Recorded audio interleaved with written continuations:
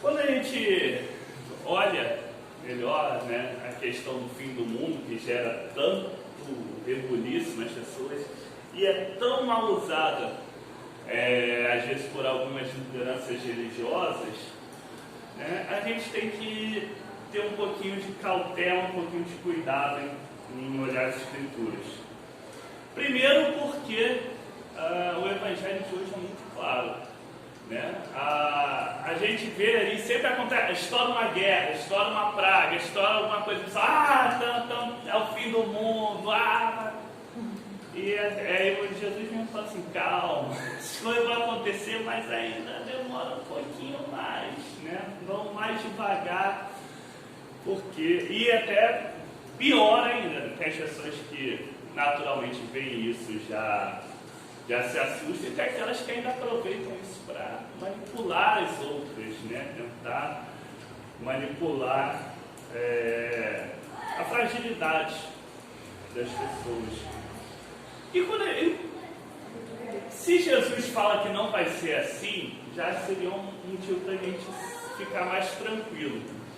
Mas além disso, a gente tem que entender o que é esse tal de fim do mundo, de juízo final, né? Todas essas situações. Primeiro que na Bíblia não se fala claramente nada de fim do mundo naquela ideia que a gente vê de Hollywood, né? De explodindo as coisas e tal, até os efeitos bacanas, mas não é isso que na verdade as Escrituras falam. Na verdade as Escrituras falam principalmente do fim de um mundo, do fim de uma forma de vivência, do fim justamente desse mundo como a gente conhece, né, em que ainda o que domina ainda é o pecado, o que ainda domina é a guerra, o que ainda domina é a fome, o que ainda domina é a maldade. É o fim desse mundo que é aquilo que não deveria ser motivo de medo, deveria ser motivo de esperança, porque a gente sabe que como está ruim, né? É isso que é o fim.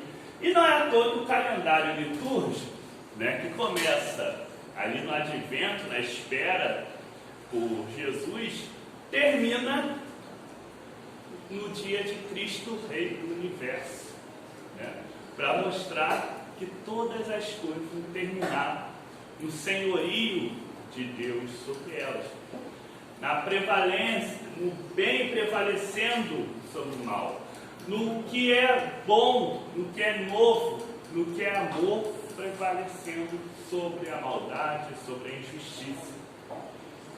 Quando se fala de julgamento de Deus, nós não deveríamos ter medo, porque, na verdade, nós sabemos que Deus é um Deus bom.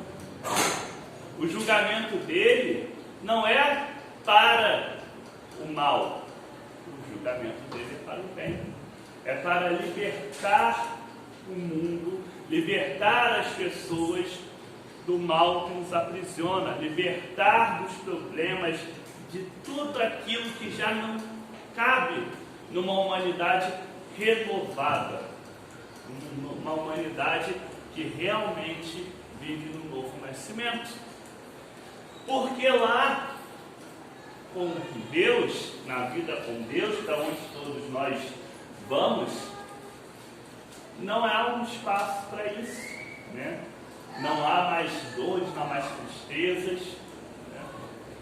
O próprio Deus enxugará as lágrimas, como diz no livro do Apocalipse. E a gente entende que o juízo de Deus também vai se manifestando no nosso mundo desde já. E esse juízo de Deus é colocar ordem na bagunça, digamos assim.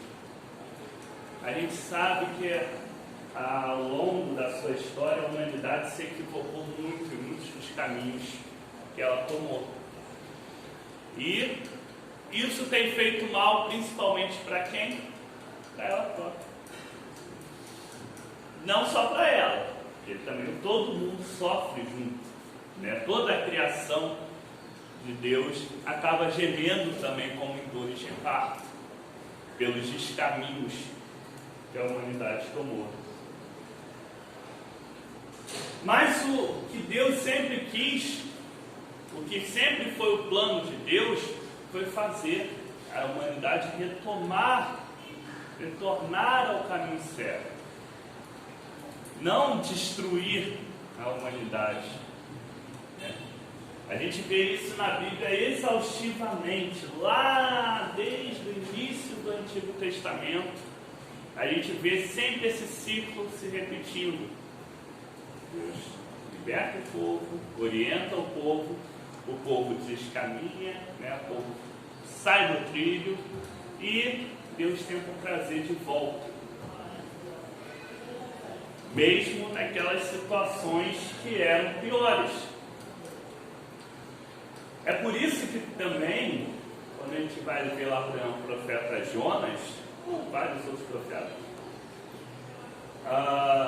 Jonas, por exemplo, Deus manda ele para pregar, para anunciar a um povo que Jonas detestava. Deus faz essa pegadinha com ele, que às vezes Deus faz também com a gente. Manda a gente para pregar ou para ter que levar o amor de Deus, às vezes naquele lugar que a gente não está muito afim.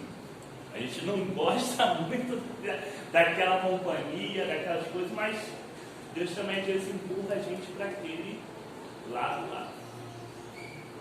E ele reluta. Mas por que Jonas reluta? Se a gente for lembrar lá na história do livro de Jonas. Ele reluta porque ele sabia que o povo ouviria a mensagem e começaria a fazer o certo, só que ele não gostava daquelas pessoas, ele não queria que elas continuassem no caminho errado para a cidade. Mas ainda assim, Deus cutuca Jonas até conseguir fazer com que ele anuncie aquele povo. É mais ou menos assim a história de todos os profetas bíblicos. E é mais ou menos assim, muitas vezes, a nossa própria história. Nós, muitas vezes, somos chamados a lugares que não queremos, formas que não gostamos, mas para testemunhar o amor de Deus. Amor, mas o que isso tem a ver com o texto de hoje? Além da questão do juízo final. Tem tudo a ver, porque Jesus também está falando um pouco disso no Evangelho. Ele fala que até o momento das perseguições é o momento do testemunho também. Ele fala que a gente vai ser perseguido por fazer o bem, mas quando a gente for perseguido, aí que é a oportunidade da gente mostrar mais ainda o bem. Se o bem está incomodando, a gente tem que fazer mais ainda. A gente tem que mostrar mais ainda. Não é a gente se retrair com medo, não é a gente esmorecer, não é a gente cansar. É claro que as lutas, as dificuldades, os problemas nos cansam. Nós somos humanos. A gente pode cansar também de vez em quando. Mas o propósito que a gente tem diante de nós, aquilo que a gente tem para fazer, é justamente não se cansar. É a gente continuar.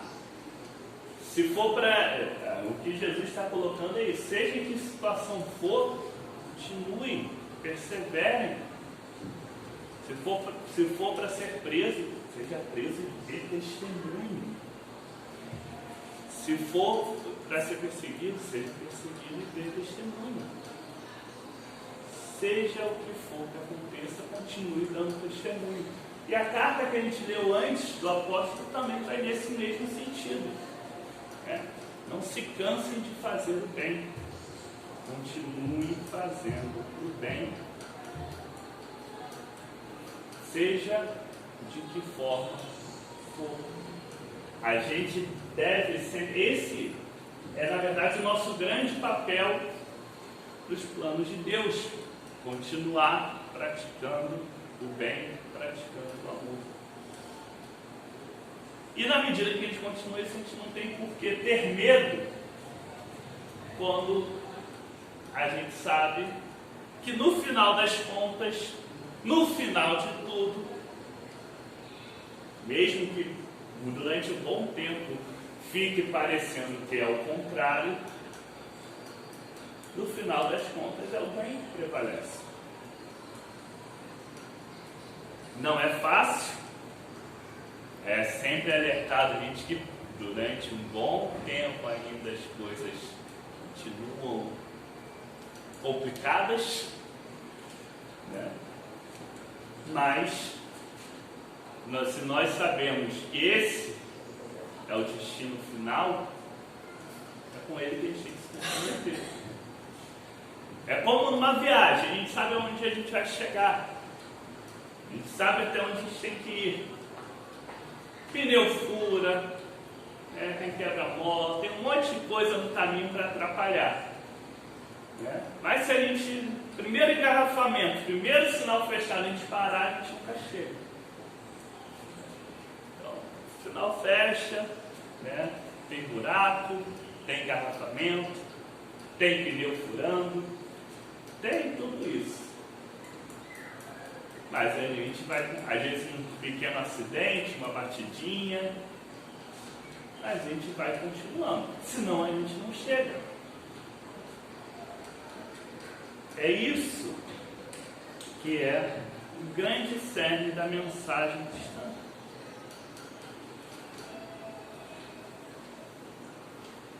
A gente vê muito as pessoas usarem ou viverem uma religião pautada no medo. As pessoas têm medo de Deus. Não? Às vezes, sem pensar, a gente reproduz essas coisas, né? Aquela coisa assim do, olha, Deus está vendo, não está assim, usando Deus para botar medo. Isso é natural, a gente reproduz isso, que a gente cresceu ouvindo isso e a gente passa e todo mundo fala e isso entra na nossa cabeça. A gente está acostumado a ver uma religião pautada no medo do inferno, no medo do juízo final, do fim do mundo, não sei o quê. Só que não é isso que na verdade a gente aprende. Jesus. Na verdade o que a gente aprende de Jesus é o contrário. Até o que a gente cantou agora para aclamar o Evangelho é uma poesiazinha, um pedacinho de uma poesia de Santa Teresa d'Ávila. É justamente isso. Perturbe, nada te espante. Quem com Deus anda, nada lhe falta. Não te perturbe, nada te espante. Basta Deus, só Deus. E outra coisa também que o pessoal fala muito: Deus te castiga, vai te castigar. Exatamente. E Deus não precisa castigar ninguém. A verdade é que a gente não percebe é que as nossas próprias ações nos castigam. Quem procura castigar a gente. As nossas ações, seja individualmente ou seja coletivamente como humanidade, as nossas ações nos castigam, né? O que a gente vê na pregação do Evangelho, que a gente vê nas Escrituras, é sempre Deus diretamente ou através de seus mensageiros falando: não vai por aí que vai cair no buraco. E as pessoas insistem em cair no buraco. Mas não, Deus castigou, Deus não castigou a pessoa. Escolheu ir. A gente precisa trabalhar, e é uma coisa que é para a gente trabalhar muito ainda.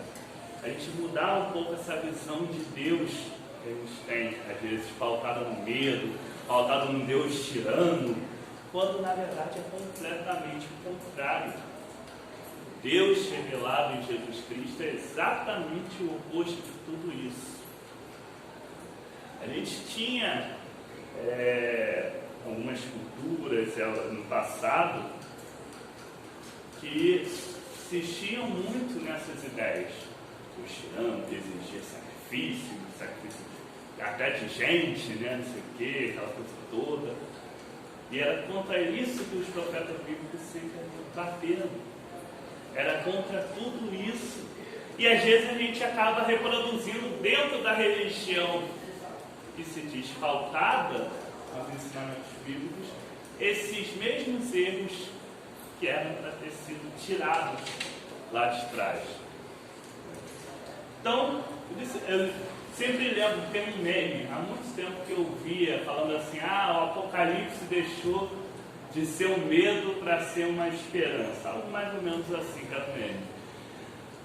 Só que na verdade deveria ser sempre assim, porque na verdade ele nunca foi para causar medo, sempre foi pelo contrário, para trazer esperança, trazer ânimo e lembrar que, cara, é difícil, a caminhada tem problemas, tem dificuldades, tem tudo isso.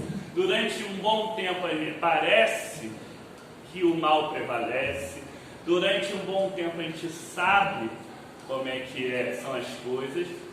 A gente fica desanimado, a gente fica cansado, né? Mas isso daí é só temporário. Esse mundo da vitória da maldade acaba. Esse mundo da vitória da maldade tem fim. Porque é só uma ilusão. É só uma ilusão essa vitória. Vitória real não é bela. Isso é uma coisa que a gente deve sempre estar tentando levar nas nossas vidas. Está sempre observando. E a gente sabe que também cada um de nós tem as suas lutas diárias, né? Tem as suas dificuldades, tem aquelas questões todas. E também nas nossas vidas. Assim como coletivamente, enquanto humanidade, a gente sabe que existe um limite para o mal. O mal vai até aqui, até certo ponto. Ele não consegue passar dali. Também nas nossas vidas é o limite para ele. A gente não tem um certo ponto de onde ele não passa. Enquanto a gente está sofrendo, enquanto a gente está nessa situação difícil, é muito difícil a gente ver isso, a gente pensar nisso, a gente focar nisso, né? A gente normalmente só depois que sai da situação fala assim, realmente, né? Acabou. Mas quando a gente está ali, ainda é difícil. A gente ainda precisa trabalhar muito na nossa cabeça esses conceitos. Ainda trabalhar muito na nossa cabeça a própria visão do bem e do mal. Isso aí são coisas que a gente vai trabalhando, mas a gente vai tendo a certeza, né, que a gente pode confiar em Deus, que a gente pode continuar, principalmente, não é só confiar e dormir em berço esplêndido, né?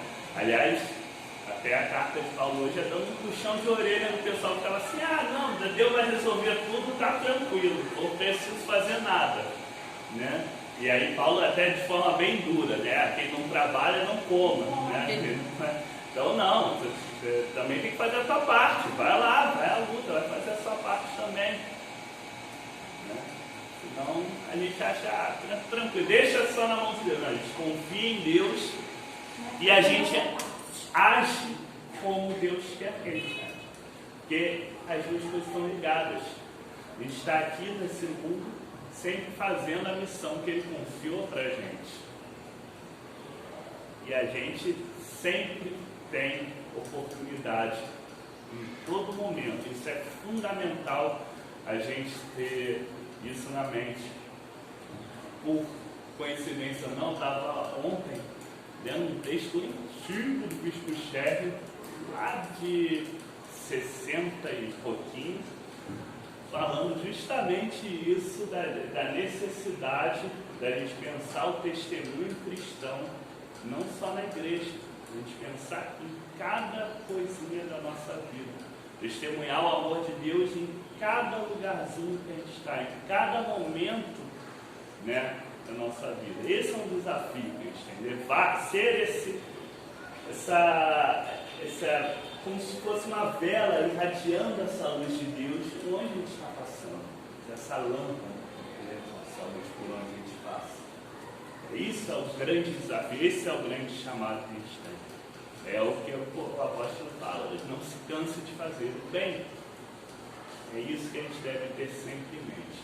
Não se cansar de fazer o bem, na certeza de que todas as coisas terminam, né, aquilo que o calendário litúrgico chama de domínio Cristo, como Rei do Universo, né, em que todas as coisas chegam a Ele, por caminhos mais diferentes, por caminhos mais estranhos, mais complicados, mas no final de contas, tudo chega a esse domínio de Deus. E que Deus nos abençoe. Amém.